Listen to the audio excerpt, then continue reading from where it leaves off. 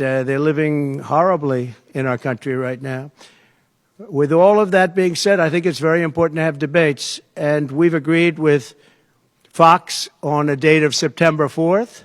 We've agreed with NBC, fairly full agreement, subject to them, on September 10th.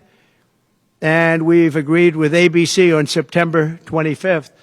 So we have those three dates, and those networks, they're very anxiously awaiting that date and those dates. So we have September 4th, September 10th, and September 25th. We have spoken to the heads of the network, and it's all been confirmed, other than some fairly minor details. Audience, some location, which city would we put it into, but all things that will be settled very easily, I think it'll be very easy. The other side has to agree to the terms. They may or may not agree. I don't know if they're going to agree. She hasn't done an interview. She can't do an interview. She's barely competent, and she can't do an interview.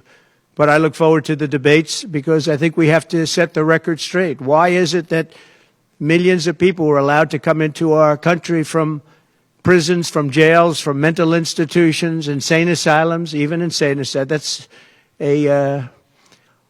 It's a mental institution on steroids. That's what it is. When you see the people that are coming into these are institutions that are being emptied out, not in South America, all over the world, including South America, all over the world. Prisons are being emptied out into our country because we have a president that's the worst president in the history of our country. We have a vice president who is the least admired, least respected, and the worst vice president in the history of our country.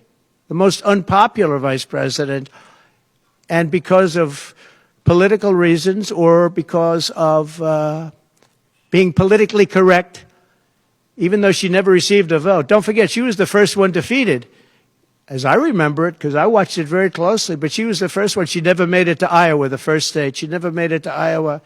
She was the first one that was defeated. She was the nastiest to him. She was nasty with calling him a racist and the school bus and all of the different things. She was very nasty to Biden. And shockingly, he appointed her, asked her to serve as vice president. Well, I don't know if he's happy about that decision right now. This was taken away. The presidency was taken away from Joe Biden. And I'm no Biden fan, but I'll tell you what, from a constitutional standpoint, from any standpoint you look at, they took the presidency away.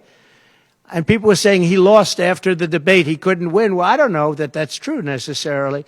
But whether he could win or he couldn't win, he had the right to run. And they took it away. They said they're going to use the 25th Amendment. They're going to hit you hard. Either we can do it the nice. I know exactly, because I know a lot of people on the other side, believe it or not. And they said, we'll do it the nice way, or we'll do it the hard way. And he said, all right. So that, I mean, they've really taken, what they've done is pretty incredible.